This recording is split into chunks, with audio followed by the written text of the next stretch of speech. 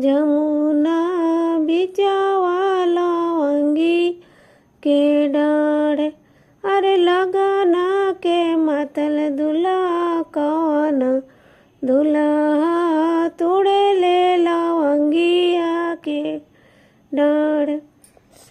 अरे लगना के मतल दुल्हा दुल्हा कौन दुल्हा तोड़ा ले लवंगिया के डाढ़। अरे ओ ही फुलवरिया से निकलेली मालिनिया पापा से करेली गुहार। अरे ओ ही फुलवरिया से निकलेली मालिनिया पापा से करेली हार। अरे बर जी नए राजा जी आपन बेटा हुआ तोड़ा ले लवंगिया के डाढ़।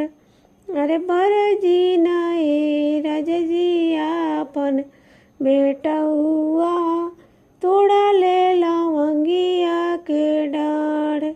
अरे आवे दे हुए मालिन जेठ बही सखवा छैला के करबो बिया।